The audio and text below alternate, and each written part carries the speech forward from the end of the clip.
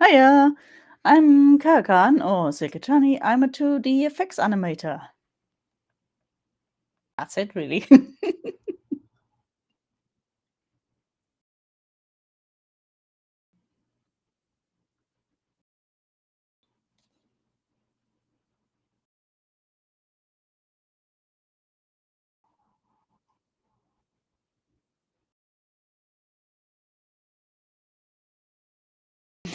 No spoilers.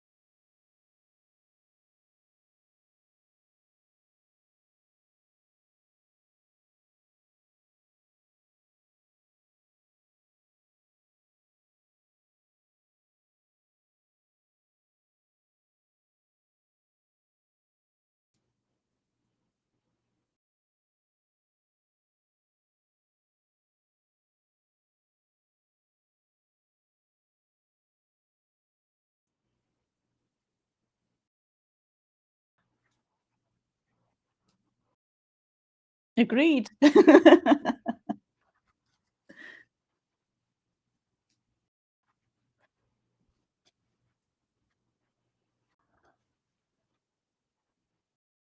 No, I think you had it all.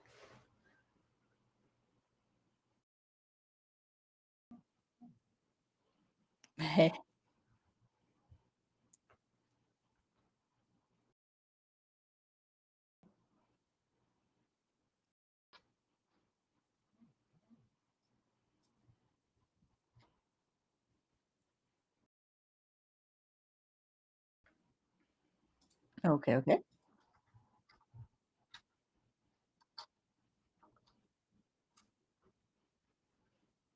Mm, I mean, technically for me it was that case, only that I started animation in total much later. Well, I started with 36 because I learned, well, I went to university, but with something completely different. I learned biology. I have a degree there. That I is so worked as a cool. I worked as a field biologist, falling around forests at night, looking for bats or recording birds and stuff like that. And that doesn't didn't fit the bill quite right. I've always done art, but I didn't know that I could do that as a job. It was always animation. That's something people in the States do or so. This And explains your love for animals. yes, uh, yeah, I basically stopped working as a biologist because it wasn't quite the thing I liked to do, and it's Uh-huh. also quite taxing. Just Yeah, it's doing not all easy. this, It doesn't look yeah, in the middle of easy. the night, getting up really early, having really weird hours, and having to go into the field in forest and stuff like that. It's quite hard work, and especially if you're on your own. Yeah. But yeah, I went away for a year, lived in London just as a waiter, and so discovered Twitch, discovered Adam Phillips there, Oh, who nice. is the effects. He's an effects tutor. He's an effects animator. I knew him from before, basically rediscovered him doing stuff live there and saw it and thought, might give it a go. So I came back to Germany, and for 1 year I just sat there and did not much else but learning animation and learning using Harmony. But see, I Because, love to ask this question yeah, because the answers is never the same. And I hear it all the time. People are like, I'm too old to learn animation. I'm like, no, no, you're not. certainly not, no. So I had several jobs before I started doing this. I mean, I've always been drawing, and I've always kind of doodled and made art in one shape or another, but I certainly had never animated anything before, and also never used any animation program before. Fascinating. And so I just sat myself down for basically a year and kind of learned animation with Adam's effects course. And yeah, I think it was also because it was effects. I saw you can do effects as animator as well. I'm not a character person. I really love seeing people animate characters. I just can't do it. I'm really, really bad at drawing characters, as you can see. I give yourself some And credits. You're not so bad. I don't know. Actually, should we maybe do something with this screen here instead of having this kind of robot or whatever it is? But yeah, so that was another reason why I think or thought that animation is not something I could do, because yeah, you have to be a character animator if you want to animate something. But that's also such an interesting point because I've had another like FX animator on guest in the past stuff. Agent Panic, super nice guy. Mm-hmm. Um, and and it's also something I try to tell like students and like just people like trying like working in the field or whatever. Like it's okay to not be amazing at everything.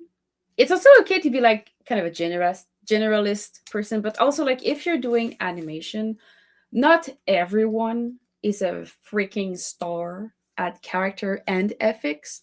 Just like a lot of people are very great at storyboard to make like these very dynamic character poses, but less so at timing and animating the thing. So like very often you're gonna have animators that are great at like animating from a storyboard, but to make like the storyboard itself not so well, not so great. And same things for FX. You're gonna have people that are amazing character animators and not so much FX animator, and the opposite as well. So like animation is not all the same. So like being an animator doesn't mean you're amazing at all the different sphere of animation, if that makes sense. So that's very nice to hear. And I hope it inspires people. Get inspired. Yeah, it's definitely something where you have different strength, and especially when it comes between character and effects animation, the way you have to animate is quite different. Where It's a lot different. characters, for characters, you do have your character sheets. Characters have a very specific shape. You have to be on model, of course, otherwise it looks really weird when your character all of a sudden looks different and wobbles around weirdly or so. And of course, you have to also move them in a certain way because, well, a body can only move in a certain way, even if you do stretch and squash and do stuff like that. Like the principle are similar. Like you're still gonna have the principles are there. Yes, appeal. Like all of these are there. It's just very differently in terms of like how things move. And like the intention is usually different. It's just that as you can see right now, I mean, it's just fluent shape. It's not something where you have a specific shape that you have to animate, as in like the character walks, the character sits down, the character emotes. For character animators, the emotion is super important. That's something in effects sometimes you have to take that into account, but it's not your main goal. Your main goal is making something that looks real in the world of the animation, real enough that it basically looks part of the world. Mm-hmm. And that the physics are believable, not so much. Yeah, not so much like real, much like believable. Because if you just trace an effect, you guys, it's not gonna cut it. It's gonna look usually not look. It's great for learning. But it looks weird if you go and, for example, just trace a video of fire. Yeah. And use that for your animation. It will look weirdly off because the timing does not work in an animated world for some reason. That's a big part of animation in effects, is stylizing not only the shape but also the timing of effects. And often for fire, make it slower, more graceful. You want to communicate the shapes more and longer than they are visible in real life. In real life, the shapes of fire, it moves really, really quickly. They're gone from one frame to another. Yep. And if you do that in animation, it looks really weird and choppy. And stuff like that you learn as you go, and as you learn your animation style as well. I don't even know. I'm just starting doing a stupid splash here. I love it. It's got a cool direction. Okay, so do we have questions in the chat right now? No, it's pretty quiet. Okay, so let me just see where we can start. Oh yeah, okay. So when animating hand-drawn effects, what are some common problems that occur in the pipeline, and how do you work around it? I have a good example to inspire, I guess, if you even want ideas. Sure. You know when you have to animate effects for someone and they're like, animate magic. And you're like, what kind of magic? Well, like magic. You're like, when your directors are not clear at all, they're like, you just put magic in there. You're like, oh my god. Yeah, I think that's a good point, because in a production, most productions and most people that plan for a production and give me reference designs do not think, when people think, oh, I want to make an animated movie or short or whatever, oh yeah, I know how the characters will look, I know how the world will look, I know how the backgrounds look, or the house or trees, even anything. Hello, Johnny Speed. Sorry, answering to chat. I'm so used to it. But yeah, so that's all designed and planned out and things like that. You get references for characters. Of course, you get character sheets and all those things. Effects, most of the time, you get nothing in design. Or if you get something, then it's often very rudimentary. So maybe they thought about, oh yeah, how do we want fire to look? Or what I've had in the one past, big explosion, that's what we want, and the rest is kind of, oh yeah, we need, I don't know, we need liquids, we need water, we need tea that someone pours. How is steam supposed to look? That is on a teacup that someone holds. And sometimes they give you reference, but they're gonna give you like 3 different reference of fire. You're like, which one? Yeah, that's also something. I mean, it's most people have no experience in thinking in effects design, because they're not effects animators, so it's not their focus. When you tell a story for animation, your So that's focus why is we're the here. story, is the characters usually. Yeah. That means in productions, it's often, very often the case that the effects department and the effects animators have to come up with designs and suggest certain things to do and know how you can do what and what might fit the style of the production, for example. Just because it's not there yet, so you're making it up as you go. And often in effects also you come across something that is not a standard thing that you have animated before, something weird. Like alien snot. For example, alien snot, or I think I've got in my little reel there, I've put a underwater welding, which is something okay, I mean, it exists, of course, but how does it look? And there it is right now. Yeah, I see it. And how do you animate that? And then you have to come up with a design that kind of works. And the cool thing sometimes is that you don't know how it looks, but also the audience doesn't really. So sometimes it's cool to cheat, just make like it's the balance of what it actually looks like and what the audience thinks it looks like. It's sometimes in animation when we're too realistic, the audience doesn't get it.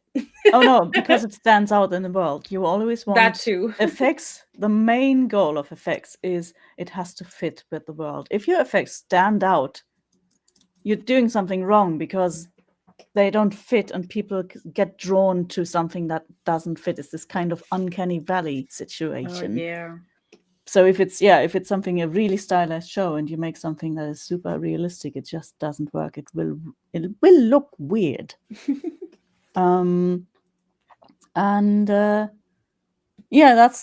That's part of our job, and also it comes with experience where you.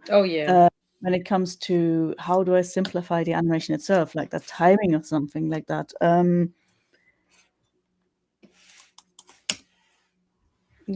more you do it, the more you get the tool belt of things, shortcuts and tricks, and also where you don't have, at the beginning you look at a lot of references, and at some point certain things that you do repeatedly, you don't necessarily need to look at reference for every single thing you do. For example, a little torch or something like that, a torch that gets waved around. Because as you do it, you kind of, at least for me, you build your like internal library of exactly things. You have an it's internal like library, like and you also have a good feeling, or you develop a good feeling of how it should look and how it looks good animated and how it works animated. And that is the most important bit. How does it work within the animation? Does it work within the show, the short, whatever you're working on? I was talking to a friend who also does FX at work. Oscar, he's amazing. And we were trying to see like what are like the basic FX you kind of need to kind of build your library. Like you were like what I'm doing right now, this year, splashes. Yeah, we were thinking of splash, something fires. Gooey, because water and goo is not the same. But like there's water, there's goo, there's fire, and there's electricity and lasers. There was like some of the most that we thought about. But in the chat, I'm curious, what do you think of some basics FX? Actually, it's more like materials in a way, right? There's something like fabrics. Often, I mean, fabric, that's right. Historically, effects people would even do something like hair or clothes or so, but that's mostly done by the character guys nowadays, just because it's all one package basically. But sometimes you do stuff like that, like fabric, like a curtain in the background. Smoke, yep. What's that? Twilight style. That's correct. Smoke is an important thing, definitely. Yeah. Smoke columns or steam rising from something is something that is animated really, really often. Yeah, because smoke and explosions, not the same. Not the same. No, definitely not the same. Rolling smoke and an explosion can be hugely different. I love FX. I mean, I agree. And I do really like it. I used to be so scared though of FX in my first job when I was on a Big Hero 6, the series, there was so many effects, and we did not have an effects department, but that's what I was kind of used to. So when I remember at first I delivered my scene, and I was like, okay, it's done. I deliver it, and then my boss was like, oh, you did animate the fire and smoke. I'm like, oh yeah, that's for the effects department. He's like, what effects department? I was like, oh frick. And he was like, yeah, you have to do it. And I was like, fuck, I don't know how to animate effects. I panicked. But I did it, and I discovered a new love for that medium. So I really like to animate effects on these series. Yeah, it's. I Sometimes mean, you just have to try it's just it. different. Yeah. Yeah.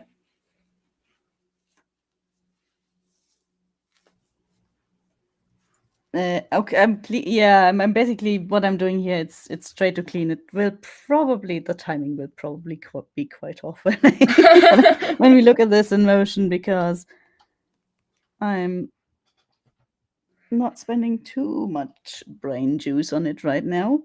I think the thing with ethics that people have to be aware when they get into it is you really, really have to love to draw. Like, I like to draw, I don't love to draw. Like, if I have Oh the yeah. choice to animate something or go outside and take a walk in the forest, I will go outside and take a walk. But some people will stay in and draw for hours and hours. Like, make sure that you know what you're getting into, because there is a lot of drawing involved in ethics. Especially in 2D effects, because there is shortcuts, Oh, but there is 100%. a lot of it is still line mileage. We do have a massive amount of line mileage depending on what effects are you're doing. Like if you have 3 layers of fire, or just fire, and anything that has complicated forms and shapes is just, every single drawing takes quite a long time to do, and then you have to, of course, clean it up and make sure that the timing is right and that it flows nicely. That means you're doing a lot as well. Yep. Oh, there's some. I know we have our own questions, but there is some pretty nice one in the chat. Sure. So, Elepto asks, for stuff like magic, what would you say is a good place to look for that? Is there certain keywords that help with finding FX animation references, besides, specifically writing FX fire animation? Like, do you have any cool places to look for? In general, I would say, when it comes to, or my personal philosophy when it comes to looking for reference, is I always try to find something from real life first. Either I know something that I can look up in actual real life, or try to find video footage of it or so, before I go and look at something that's already been animated, unless I'm asked to basically emulate a very specific style, where someone says, I want you to animate this explosion exactly like this explosion in this piece of animation. Then, of course, you take that as a reference. But as soon as it's, I need a big smoking gun, I don't know.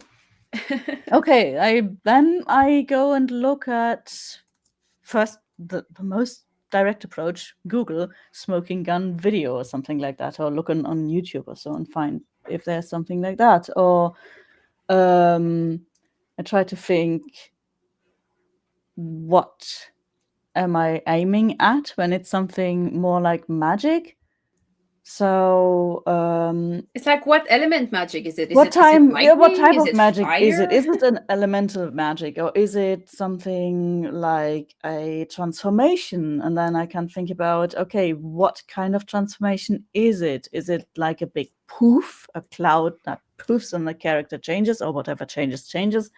Is it something where the thing I'm changing melts and gets rebuilt, for example? It melts and gets rebuilt at something else.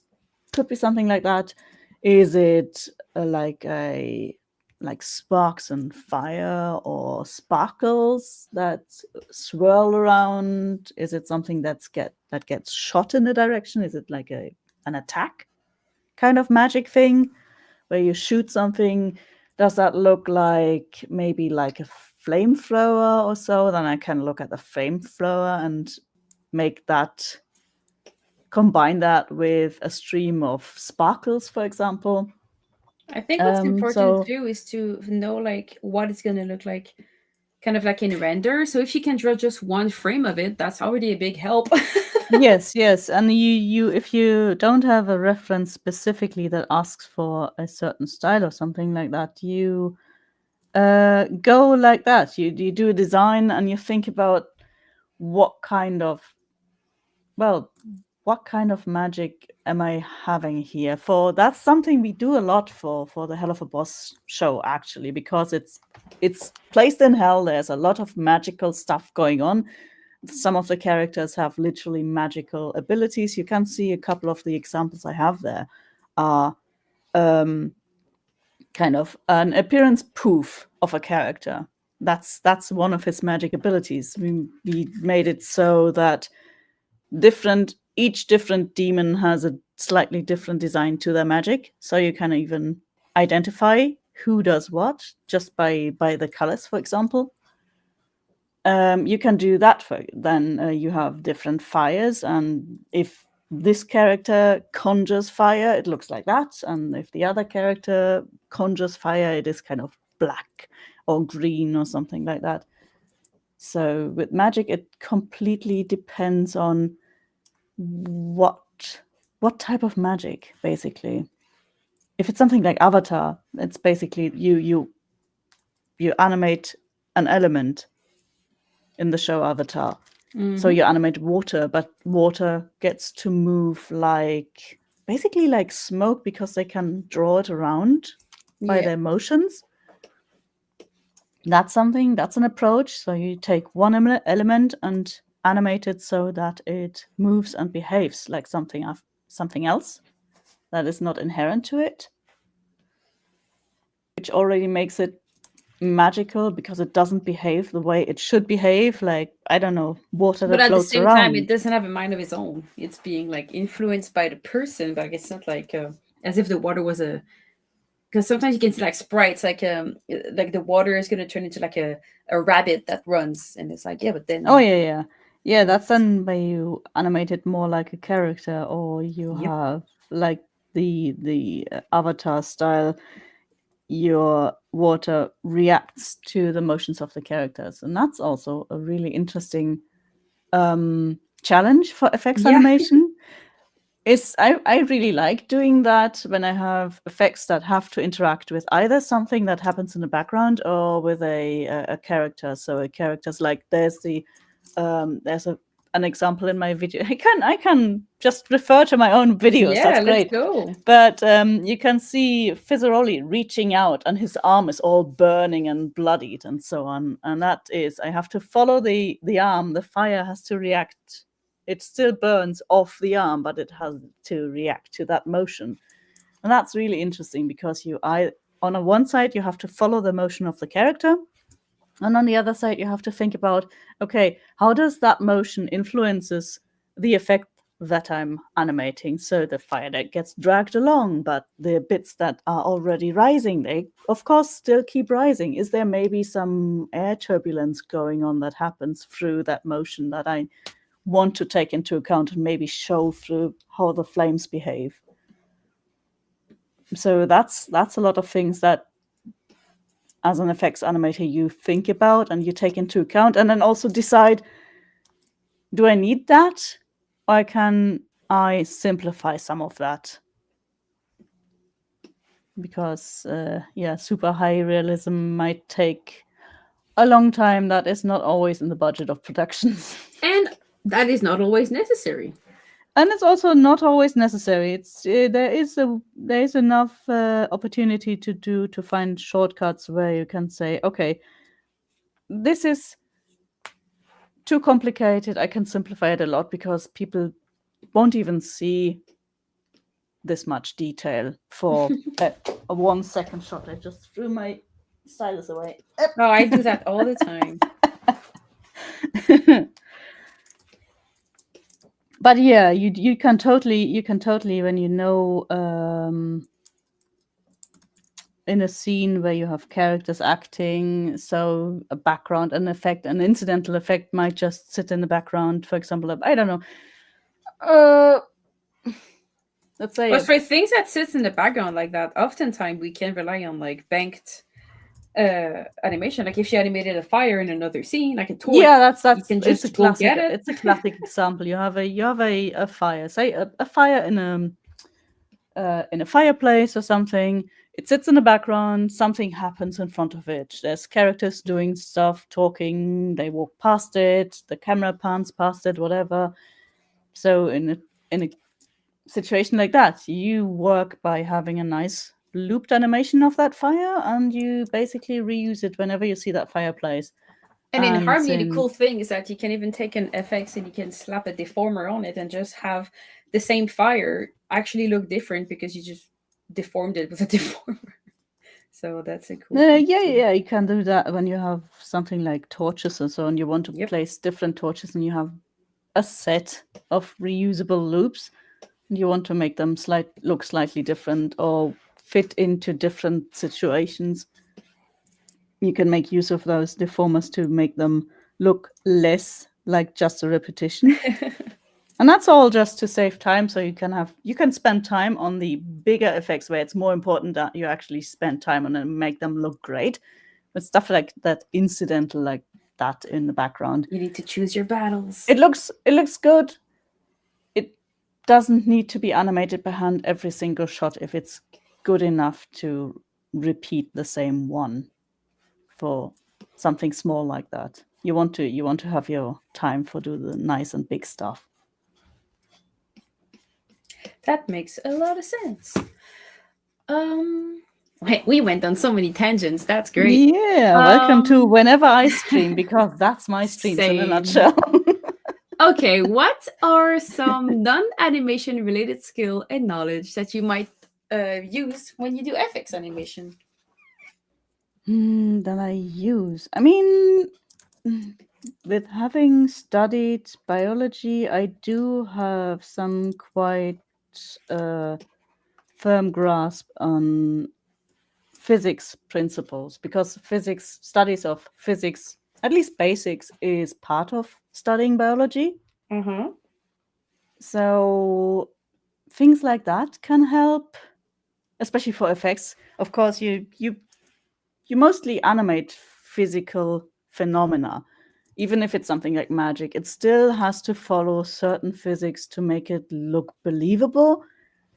An example is when you animate a fire, I don't know, whatever, you have a nice fire, and all your fire rises. Most people know that. All the bits rise up.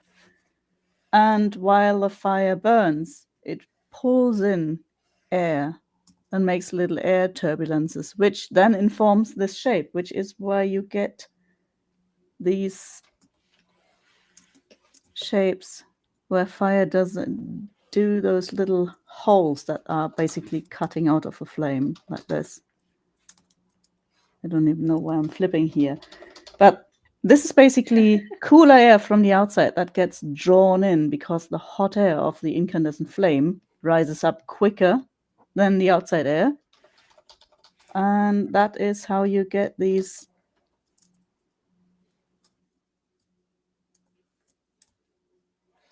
very specific flame-like motions. That makes a lot of sense. And knowing things like that basically helps. With animation and effects animation, a lot of it is knowing about flow and air currents, because that's something that basically influences most effects that you animate, like fire, smoke, how air flows informs how smoke moves. Is it hot or cold? Hot rises, cold flows down. Water flow. Have you got a water that gets poured out somewhere? Like a little water stream, and then people are so happy about the stream in the chat, so I'm just letting you know. We're getting nice comments. They're like, oh, that's so useful. Oh, thank you. Yeah. So it's great. But yeah, like just like any other kind of animation, there's so many like soft skills that are just not drawing that are very useful. Yeah, basically, for effects, it's a lot of physics. You don't have to study it as such, but if you have a rough idea what happens in a certain effect, that helps you. It helps you also construct it and make it look believable, even without having to look at a specific reference every single time, because you know how it behaves in principle and how it comes to be the way it is. Then And you like, can it's not basically about taking like construct it. a physics class in university. It's more like, I think like the advice that I could give would be like, ethics is more than just looking at it. To me, at least, it helped a lot reading about it, or like just like having someone explain me how it works. Like, just like you said, like the fire goes up, what is cold usually goes down. Mhm. And I think there was a book. Yeah, it's called Elemental Magic. There's like two of them. And I remember when I was mentoring people, I was telling them, "Yeah, you should take a look at this book. It's pretty cool," years ago. And then I remember students being like, "Ah, it's all text." I'm like, "Well, yeah." He's like, "Nah, I just want to see the fire and drawing." I'm like, "Well, the book explains to you the physics of fire, Yeah, but the like, principles are still the same. yeah, in a it was like a fire physics for dumb for dummies."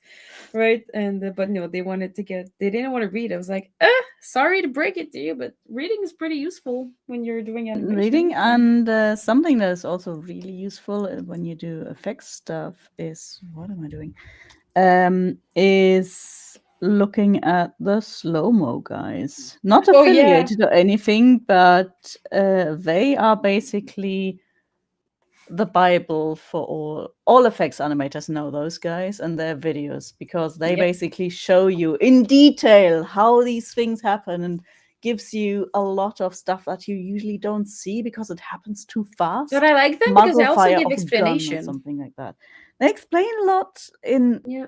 It's just, I mean, they're also very entertaining, those videos, but for effects animation specifically, I mean, you have to be careful because they show you much, much, much, much more than you can see with the naked eye. And what we want to show in animation is mostly what you would see with the naked eye. So you can dismiss some of that extreme time dilation and then concentrate on, okay, yeah, I know what happens, and now I have to basically translate it back down to But that's why. how much of that can I see when it just happens in real life? It's like a second when glass shatters. But it shows you they have some really cool videos where stuff breaks. But with just like with any kind of animation, I always tell people to be like, if they're looking for reference, I usually advise against looking like just at slow motion, not just for ethics, but Oh yeah, also like for no, character animation, right? it's more Because like it's you more said, that shapes. yeah, it's good to understand. Mhm. But guys, you like we told you many times in this video before, slow mo is just one part of the learning. There's also other things you have to take a look at, like to understand the timing and everything. But slow mo, I love to look at it for like to understand like the direction and how things exist and Exactly. stuff. Slow-mo is really interesting also when you see how shapes develop and how Mm-hmm. like water, when water, like I'm doing here, when water falls in on itself, how does it how do those shapes contract, and how do you get all the little droplets and all those little strings, and so where do they come from? And the slow motion image just shows you that more easily. But yeah, Mm-hmm. definitely the timing, of course, you can't work unless you're actually animating a slow motion shot, which is absolute pain in the behind, because Yeah. it's even more frames. It's completely nuts. Yeah, animating slow mo effects is the reason I actually learned the morphing tool at one point, because it was like, dude, there's so much I use the smoke to morphing clean. tool for stuff like ripples, for example, quite Oh a yeah. lot, because Mm-hmm. I just can't be bothered to basically draw 50 frames of ripple. They are Me so boring. neither. Me neither. And if you tweak them enough, you can get away with a lot of morphing tool. Ooh, you know what? Since I have What? you here, how many does it have a function where you can no, you can put it on 2s. That's not a problem at all. Yeah. Yeah, no, I was thinking something else. What was that? Because something popped up in that regard, but I mean, they give it to you not on more once, and than you have to manually go remove 1 frame every 2 frame, but I'll take Sorry? it. Sorry? It gives it to you on once, but you can't put it on 2s after. It's just a bit Oh manual yeah, you process. totally go into the morph into the morphing of the here Yeah. into that thing here. Advanced there, morphing velocity. Make it into Bezier and then put it on 2s. Mm-hmm. I can't do it now because I don't have anything morphing right now. Actually, why not we do that? Let's do it. Doesn't matter what it's called. Let's do a stupid little. I should be able to draw. Come on. Meh.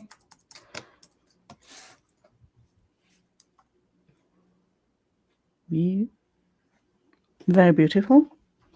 Absolutely gorgeous. Let's put that back here. And then, yeah, these would be so many frames that I absolutely do not want to paint. From this one to this one, and all the way at the back here, 60 frames of slow-moving ripple.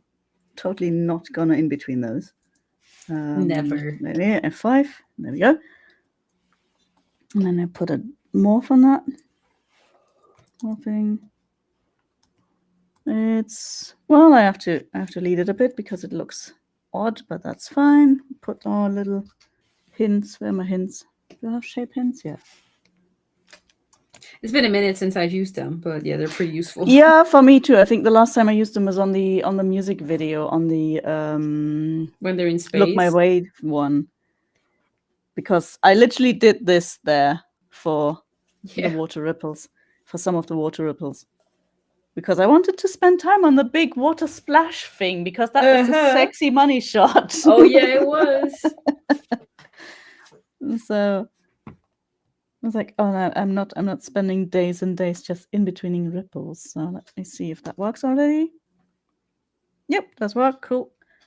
There, super slow. And now I can go in and do the velocity. Velocity. Keyframe. Work Keyframe. smarter, not harder. I'm gonna put that on a. Can even make it fast at the beginning and slower towards the end. How about that? How does it look? Yeah, absolutely beautiful. And then we go like this. Start, stop, stop is 60, no? 60, and then we put that up on 2s, apply, okay, and now it's on 2s. Blub, blub, blub, blub, blub. Wonderful. And you've drawn exactly 2 images. It's amazing. So yeah, that's a really, really useful trick. I try not to overuse it because morphing tool, it is dumb. So sometimes you have to fix it so much that it can be quicker to just draw it. Yeah, I use it for easy, specific things. Like, something like very this, where slow, it's really straightforward, where the tool cannot get confused. It's easy enough to just. That was literally, what was that? Not even 5 minutes to make this. Yep.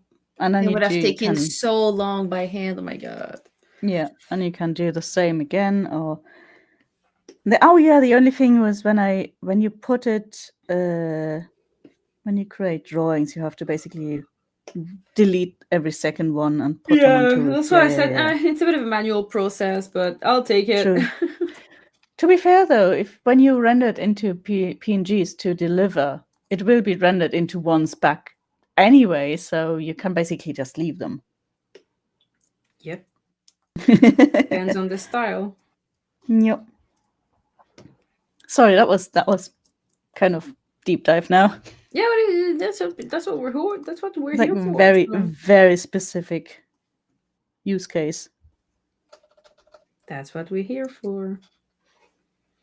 Okay, so look at the chat. Someone is asking, are there things you want to avoid animating that are part of real images, like not drawing every singular teeth since they're not in focus?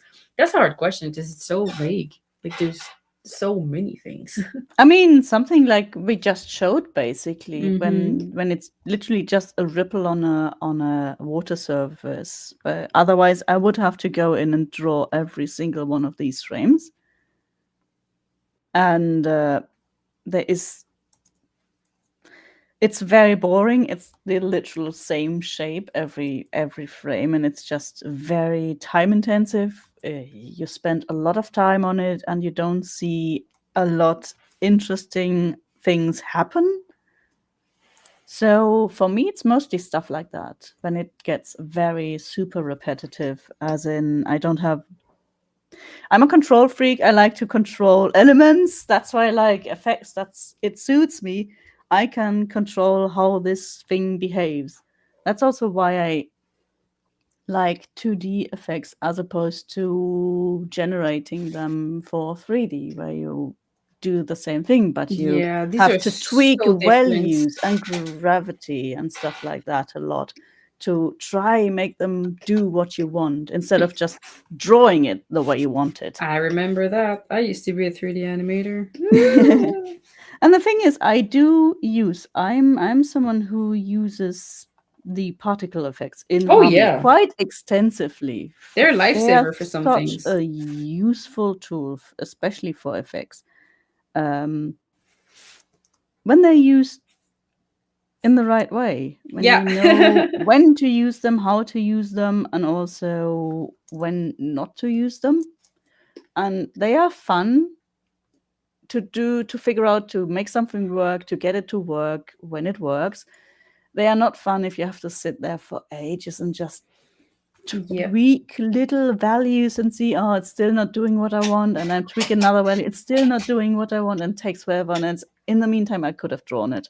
Yep, exactly. So they do definitely have their downsides as well. But when it comes to weather, I'm the weather person for all productions I've worked on. I made snow and clouds. I made what did I make? Did I make rain? I did make snow. I made snow and Cuphead. I made snow. I'm when you see on You Hello did Boss, so when you much see snow and snow, you clouds. see rain, you see any sort of weather happening that is just constantly going on in the background. It's most likely that I've filled all those shots with those stupid effects. Which is you set up your effect for shots with directions for rain or snow when you have wind and so on in there as well, and then you plonk them in every single shot you need them. That's why you save the time instead of having to animate or even reuse them by photo or copy pasting different layers. So for something like weather, particles are a great tool. And I always want kind of more control over them as well. Yep. Um. So, do you aside from like using the morph tool or the particle tools, do you have any other tricks to cut corners when you're doing effects? I mean, that's basically the main cutting corner tricks, really. Crap, I was hoping and for more. also because also Because because it's the only one I know too. I mean, Oh there's wait, we forgot one though. Hmm?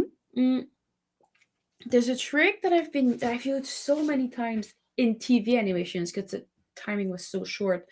Um, to do like these classic like let's say there was like an explosion and then there's smoke going up, like just like outward going smoke. Instead of having to draw it or like fight the morphing tool, one very popular trick we did is we have like one like let's say we have like one rectangle that is fully drawn, fully filled with paint, and then you just draw like two different like wavy shapes and you slap them on pegs and you just make them go up, and this like masks or cuts the original rectangle. So like you can use pegs to do invert mask to create some very very very very cheap effects. Oh, That I is think very I nice. know what you mean. You have a rectangle and you have a shape that does this and you move that up to cut. Exactly. Yeah, okay. And then basically another one here. Oh yeah, this for very flat 2D effects is so fast. It's disgustingly fast. Right, yes. That's actually Yeah. something I haven't used in a long time, but it's something to keep in the back of your But mind you've that been you working on can cut very out stuff and animate the cutout instead of animate the thing. yeah. But you've been working on very like high quality shots in production. Like I'm talking about like garbage scenes. Yeah. Oh my god, Oh, where you had like whatever the to do show like yeah. basically demands, you do whatever work you can in the time Exactly. given, basically. And also within the style given, if the style is super, super simple and super, super flat, then even if you have more time, you do that because that's exactly the look you want. Yep. And I think the other trick I have, which is not always recommended because it can turn very heavy, but I've seen some use of it where I worked on something for like a few YouTube people, so like the budget was not very high, but they kept changing their minds. At first, they're like they wanted not smoke, but like I don't know what the word for it is in English. It's smoke that doesn't go up. It's smoke. It's heavy smoke that goes toward the ground. Mist. It's Mist, called mist. exactly. When you Thank have you. cold mist that flows over something and flows downward like this, and then maybe collects on the ground and it flows this way. Yeah, I don't know, a cauldron, and exactly. there's Yeah, that's it. cold steam flowing out of it. So at first I was supposed to animate something with like steam like this, but I kind of started coming was like these people don't know what they want. So what I did is I animated straight, like on the straight line, just like some kind of smoke. Because if it goes up or down minimally, it's gonna look kind of the same. But I was like, I'll animate just flat, and I put a deformer on it to make it go down or up, like to kind of angle it because it was Oh magic yeah, yeah, oh, things. totally. So I did this, but let it be known it is not recommended because it is freaking heavy. Because a deformer is recalculated each time the image Deformers are under it so heavy. changes. I So tried to do that with lava in yeah, Cuphead a couple of times, having lava flow down, so you animate it and it flows down exactly. over a shape, so that deforms it a little bit, so it follows a shape. But we did that with the free deformer point things. Yep. Those things are incredibly heavy. You have only 4 or 5 in your shot, and it takes forever to But render a it's single still frame. faster usually than drawing it yourself. So I'm I like, mean, I'll take it. if it's a shot that takes, or that has a duration of, I don't know, 50 frames, 100 frames, 200 frames long, and you want just something that flows really slowly. If you want to animate that, you have to animate, or you draw your in between super, super close. Yeah, no, deformers.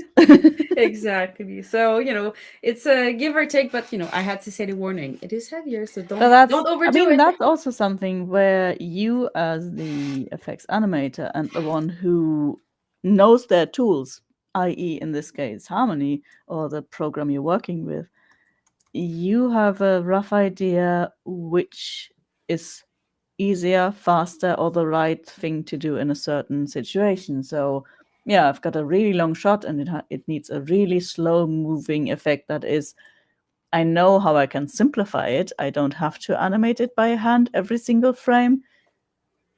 Then I can find those workarounds and use them. That's basically part of the job. Knowing them, knowing those shortcuts, and knowing when to apply them and when not to apply them. When you know, yeah, I could try doing that here, but it will just look weird and off and automated. That's Yeah, it something you always always want depends. to avoid if you work in 2D animation. It's like, even if you use tricks like that and automation tools like that, it shouldn't be super visible that you use them. Yep. Because then we run again in the same problem with the uncanny valley situations. Like, it looks off.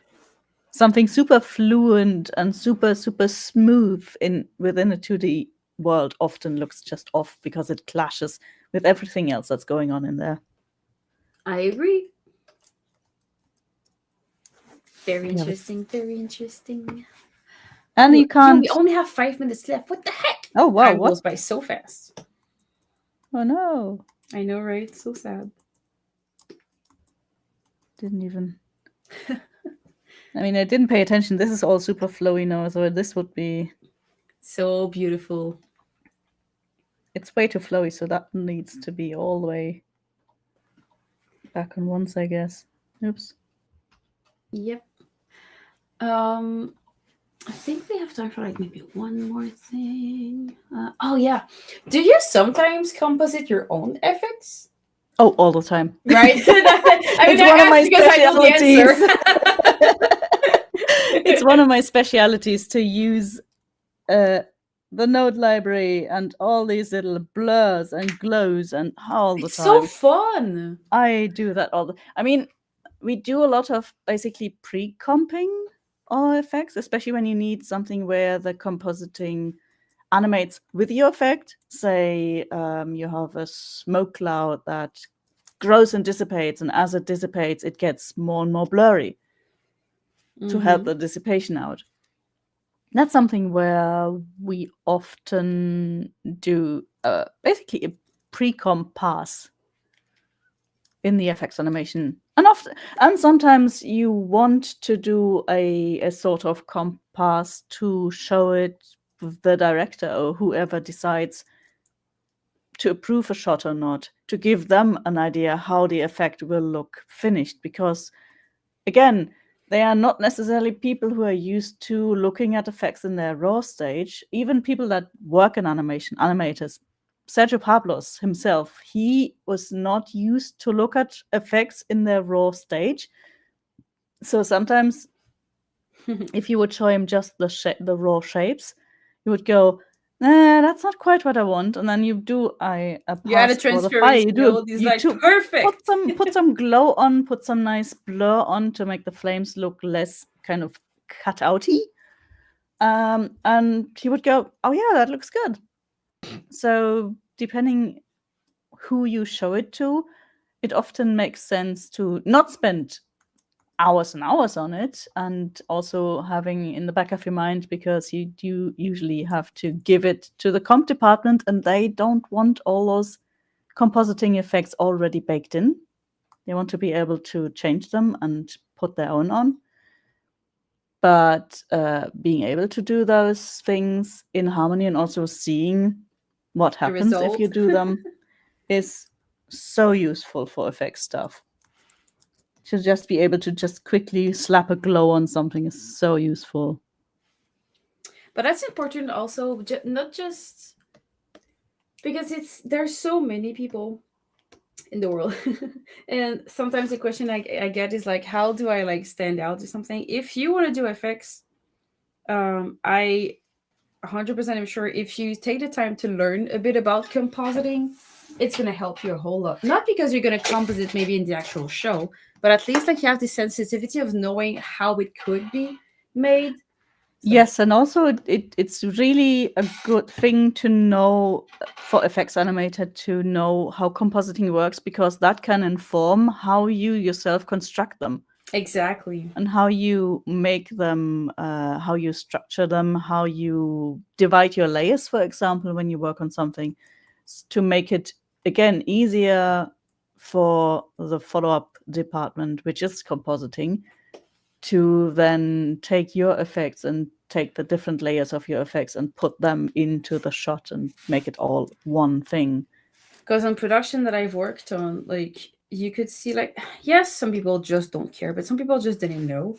But, like, they would give you effects and it would be like everything in one layer. Mess. Yeah. Which is not so bad, because for harmony you can use like the color selectors, like select colors, like they're like things not separated like they should. It can be a pain, yeah. Yeah. So, yeah, and stuff like that. I mean, you can literally, this is one little glow thing that I can put in here and then just have an idea. Oh, look, this is how it can look when it glows. I mean, there's absolutely no background in here now and so on, but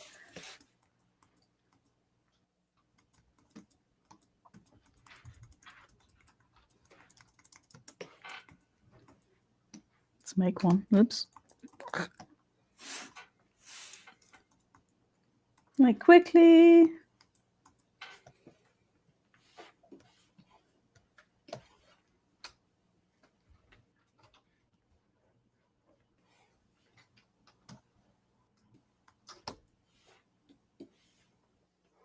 And as you finish Are you this, I'm feeling or just not? going to thank everybody for coming to this lovely stream. It was super nice. We get some very sweet questions. And I want to thank you also for coming to do this stream with us. This was super fun. Sure. You're very welcome. I didn't really finish any animation. I mean, it's as okay. that. We were talking. Kind of a splash, not really. Yeah, see, that's something where I would have to go back in and see, look at the timing and so, because it's off. But the rough idea is there.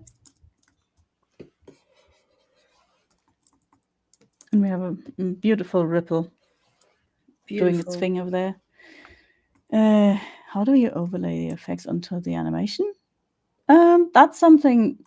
I mean, you get a shot when you work on a production. You get a shot that usually already has something like the rough animation of the characters in or so, depending if you need them or not, or the backgrounds, layouts, and stuff like that.